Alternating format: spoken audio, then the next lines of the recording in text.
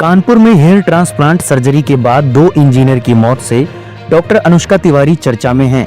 दोनों इंजीनियर के परिजनों में उनकी मौत का आरोप डॉक्टर अनुष्का पर लगाया है। पुलिस जांच में एक के बाद एक बेहद चौंकाने वाले खुलासे होते जा रहे हैं। जैसे जैसे जांच आगे बढ़ रही है वैसे वैसे अनुष्का तिवारी के झूठ बेनकाब होते जा रहे हैं। अब इस बात का खुलासा हुआ है कि अनुष्का के पास MBBS तक की डिग्री नहीं है और वह खुद को डर्मेटोलॉजिस्ट बताकर हेयर ट्रांसप्लांट सर्जरी कर रही थी। जांच में यह भी पता चला है कि उनके पास कोई ट्रेंड असिस्टेंट भी नहीं थे जिनकी मदद वह सर्जरी के दौरान लेती थी। इन दोनों केस के खुलासे के बाद से ही अनुष्का तिवारी अपने पति के साथ फरार हैं। पुलिस उनकी गिरफ्तारी के लिए लगातार दबिश दे रही है। डॉक्टर अनुष्का तिवारी का क्लिनिक कानपुर के केशव नगर इलाके में स्थित है। उन्होंने एक 4 मंजिला इमारत के ग्राउंड फ्लोर पर 2 कमरों में क्लिनिक खोला था। यही बाहर बोर्ड पर लिखा था जिस पर डेंटल, हेयर और एस्थेटिक्स लिखा था। लेकिन जब मामले की तह में जाकर पुलिस ने जांच शुरू की तो पता चला कि ये तमाम दावे झूठे हैं। उनके पास न तो सर्जरी का अनुभव है और न ही वैध योग्यता। इससे भी बात गंभीर ये है कि उनके पास प्रशिक्षित मेडिकल स्टाफ या सर्जिकल असिस्टेंट तक नहीं थे। ACP अभिषेक पांडे ने बताया कि पुलिस जांच में यह तथ्य सामने आया है कि वह केवल बैचलर ऑफ डेंटल सर्जरी पास हैं। कानूनन BDS डॉक्टर ना तो हेयर ट्रांसप्लांट कर सकते हैं और ना ही खुद को डर्मेटोलॉजिस्ट या प्लास्टिक सर्जन बता सकते हैं।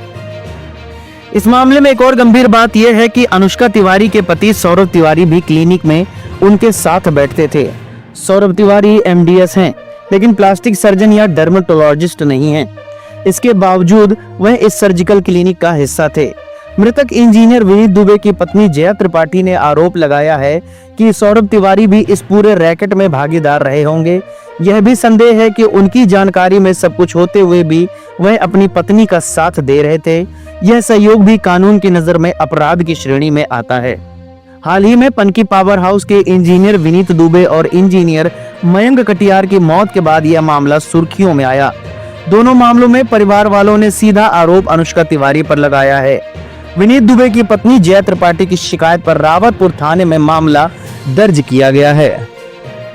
पुलिस सूत्रों के अनुसार घटना के बाद से ही अनुष्का तिवारी अपने पति सौरभ तिवारी के साथ फरार हैं।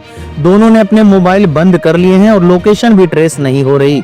पुलिस की कई टीमें संभावित ठिकानों पर दबिश दे रही हैं, लेकिन अभी तक गिरफ्तारी नहीं हो पाई है। ACP अभिषेक पांडे ने बताया कि जब उन्हें 2 बार नोटिस भेजकर बयान के लिए बुलाया गया तब वे हाजिर नहीं हुई। लगातार बुलावे के बावजूद बयान देने नहीं आना भी उनके संदेह को और गहरा करता है। उत्तर प्रदेश के BDS डॉक्टरों के संगठन के अध्यक्ष अवधेश तिवारी ने साफ तौर पर कहा है कि अनुष्का तिवारी उनके संगठन के सदस्य नहीं हैं और उनका कोई पंजीकरण भी नहीं है। उन्होंने कहा कि यदि कोई BDS डॉक्टर सर्जरी करने का झूठा दावा करता है और मरीजों की जान जोखिम में डालता है तो उसे बख्शा नहीं जाना चाहिए।